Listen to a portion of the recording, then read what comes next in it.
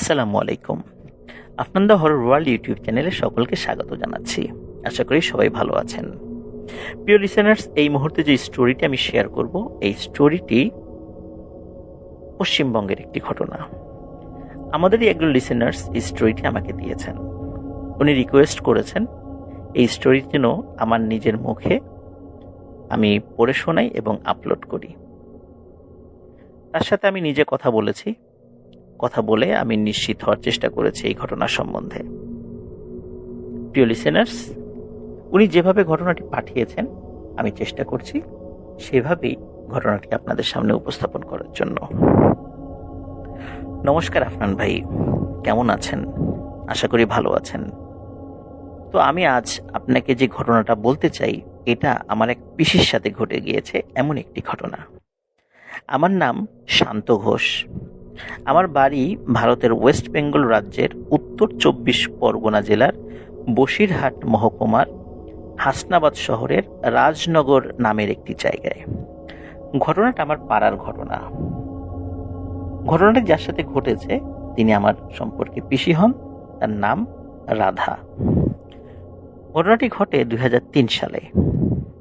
আগেই আপনাকে বলে রাখি যে রাজনগর গ্রামে আগে অনেক মানুষজন ঘাস কাটা কাজের সঙ্গে যুক্ত ছিল। অর্থাৎ বেশিরভাগ লোকজনের কাজ ছিল ভোরবেলা উঠে নদীর চরে গিয়ে ঘাস কেটে এনে বাজারে বিক্রি করা। এভাবেই অনেক লোকের সংসার চলত। পুরুষ এবং মহিলা উভয় এই কাজটি করত। এভাবেই তাদের দিন চলত। প্রতিদিন তারা ভোরবেলা উঠে একসাথে 9-10 জনের একটি দল একসঙ্গে হয়ে ডিঙি নৌকা করে যেত ঘাস কাটতে। তাদের সকলের মধ্যে এমন একটি বোঝাপড়া ছিল যে সবার আগে যে আসবে সেই সবাইকে এক এক করে ডেকে নিয়ে যেত বাড়ি থেকে। তো যেদিন ঘটনাটি ঘটে সেদিন রাত থেকেই অনেক বৃষ্টি হচ্ছিল। পিসি মনে করেছিল ভোর হয়ে গেছে। উনি ঘড়ির দিকে তাকিয়ে দেখে রাত বাজে 2:30। উনি মনে করলেন আরো তো অনেক দেরি আছে, আরো একটু ঘুমিয়ে নেই। তিনি যে কতক্ষণ ঘুমিয়েছে এটি উনি বলতে পারেন না। আর উনি এটাও ভাবেন আজ যেহেতু বৃষ্টি হচ্ছে, আর যেভাবে বৃষ্টি হচ্ছে বৃষ্টি তো মনে হয় থামবে না, এই জন্য আজকে মনে হয় আর কেউ যাবে না। এই ভেবে উনি চিন্তা করেন আমিও আজ যাব না, যার ফলে উনি ঘুমিয়ে পড়েন। উনি কতক্ষণ ঘুমিয়েছেন তা উনি বুঝতে পারেননি, কিন্তু কিছু সময় পরেই একটি ডাক ভেসে আসে, রাধা রাধা। জাস্ট 2 বার ডাকে। 2 বার ডেকে আর কোনো সাউন্ড নেই। পিসির ঘুম ভেঙে যায়। পিসি ভাবলো হয়তো ঘাস কাটতে কেউ এসেছে বা কেউ যাবে ঘাস কাটতে, তাই হয়তো বা ডাকতে এসেছে। পিসি আস্তে আস্তে উঠে দরজা খুলে দেখলো যে তাদেরই পাশের বাড়ির একটি মহিলা ডাকতে এসেছে। উনিও ঘাস কাটেন পিসিদের সঙ্গে। পিসি দেখেন বৃষ্টিও থেমে গেছে। এজন্য উনি বুঝতে পারেন যে নিশ্চয়ই বৃষ্টি যেহেতু থেমে গেছে এই জন্য ঘাস কাটার জন্য ওনারা চলে এসেছেন।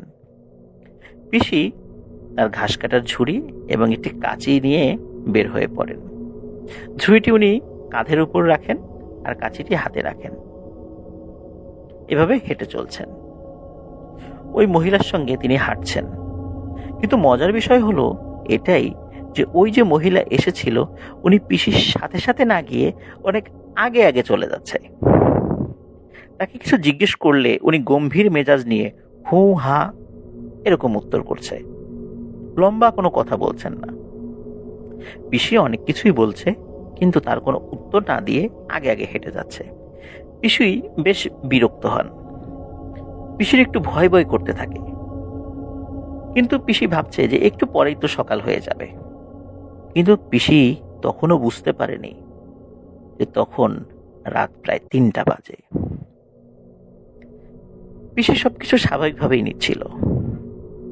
কিছুক্ষণ পর পিসি আবার জিজ্ঞাসা করলো যে দিদি, আজকে ঘাস কাটতে আমরা কোথায় যাচ্ছি? আজকে ঘাস কাটতে কি শুধু তুমি আর আমি যাব? অন্য লোকেরা কোথায়? অন্য লোককে ডাকলা না, তারা কি আর যাবে না? ওই মহিলা তখন অদ্ভুতভাবে হেসে উত্তর দেয়, কেন, তোর কি ভয় করছে আমার সাথে যেতে? বলে, না না, ভয় কিসের, তাহলে চল আমার সাথে।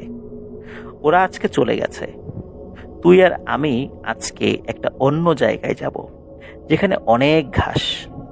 তখন পিসি বলল যে, চলো নদীর চরে চলো, ওখানেও তো অনেক ঘাস। সেই মহিলা তখন বলল যে, না, যাব না, তুই যাবি যখন যা, আমি অন্য জায়গায় যাব। তখন পিসি ভাবলো যে এখন একা একা কিভাবে যাব, অন্যরাও তো কেউ আসেনি, এর থেকে ও যেখানে বলছে সেখানেই যাই। তখন বলল যে, কোথায় যাব? ওই মহিলা তখন বলল, চল রাধা, মধুর বাগানে চল, ওখানে অনেক ঘাস পাবি। আফরান ভাই, মধুর বাগান এই নাম শুনলেই সবাই ভয় পেত। মধুর বাগানে অনেকেই সুইসাইড করে মরেছে। বাগানটা ঘন জঙ্গল দিয়ে ঘেরা, দিনের বেলায়ও খুব লোকজন যে চলে তা নয়, খুব অল্প সংখ্যক লোকই চলে। এর পাশেই রয়েছে একটি বড় তাল গাছ ও তেঁতুল গাছ। এ সমস্ত জায়গায় অনেক লোক গলায় দড়ি দিয়ে মারা গেছে। পিসি অনেক ভয় পেয়েছিল, তাও পিসি আস্তে আস্তে জঙ্গলের ভিতরে গেল। জঙ্গলের ভিতরে যখন যাচ্ছিল, ওই মহিলাটি বারবার পিসিকে বলছিল, রাধা, তোর কাঁচিটা ফেলে দে বা কোথাও রেখে যা। পিসি বলছিল, কাঁচি রেখে গেলে আমি ঘাস কাটবো কি দিয়ে? তখন বলল, আমার কাছে দুটো কাঁচি আছে, তোকে একটা দেবো, সেটা দিয়ে ঘাস কাটবি, তোর এটায় ধার কম, আমারটায় ধার বেশি। পিসি ভাবলো যে এই মহিলাটা খুব আত্মকেন্দ্রিক একজন মানুষ, তো উনি আগ বাড়িয়ে কেন আমাকে একটি কাঁচি দিতে যাচ্ছে, বিষয়টা ওনার সন্দেহ লাগে। কিন্তু খুব বেশি আসলে পিসি ভাবেননি। পিসি বলেন, না না, ঠিক আছে, আমার কাছে তো কাঁচি আছেই, আপনারটা আমি কেন নিব, আমি আমারটা দিয়েই কাটবো। ওই মহিলাটি বারবার পিসিকে বলার পরেও পিসি কিন্তু ওনার হাতের কাঁচিটি ফেলেও দেননি, ওই মহিলার কাছেও দেননি।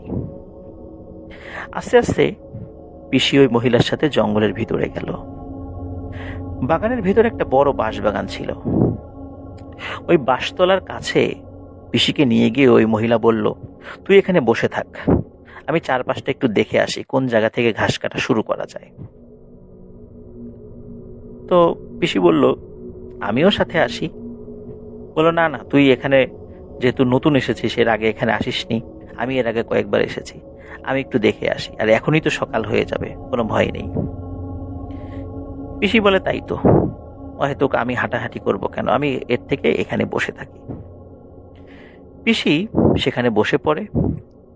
বেশ খানিকক্ষণ হয়ে গেল, কিন্তু পিসি দেখলো ওই মহিলাটি এখনো আসছে না।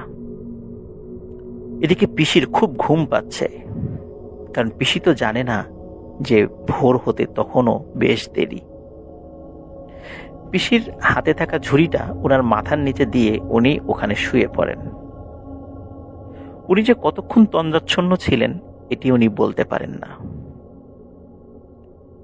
হঠাৎ উনি দেখতে পান একজন মহিলা বাঁশ বেয়ে বাঁশের মাথার দিকে উঠে যাচ্ছে।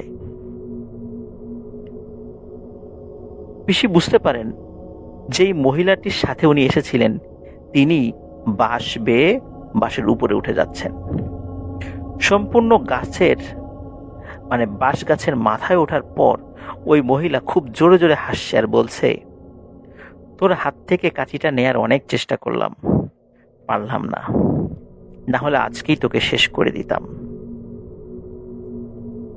প্রিয় লিসেনার্স, এখানে একটি কথা, জিন ভূতেরা নাকি লোহা দেখলে ভয় পায়।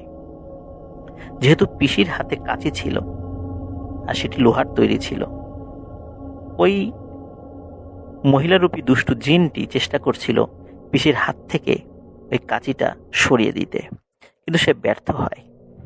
যাই হোক, ওই মহিলাটি বাঁশ গাছের মাথায় উঠে যায়, উঠে পিসিকে বলে, তুই ভেবেছিলি আমি তোর পাশের বাড়ির মহিলা? না, আমি তা না। তুই আমার আসল চেহারা দেখবি। এই বলে ওই মহিলাটি তার বিকট চেহারা প্রকাশ করে পিসির সামনে। পিসি নিচ থেকে বাঁশের আগায় থাকা ওই মহিলাটির ভয়ানক চেহারা দেখে প্রচন্ড জোরে এক চিৎকার করে ওঠে।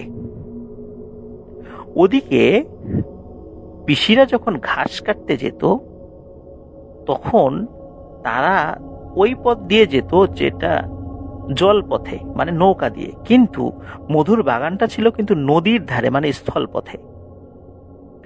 এখন কোনো কারণে পিসির সাথে অন্য সময় যারা যেত ওনারাও কিন্তু ঘাস কাটতে বেরিয়েছিলেন।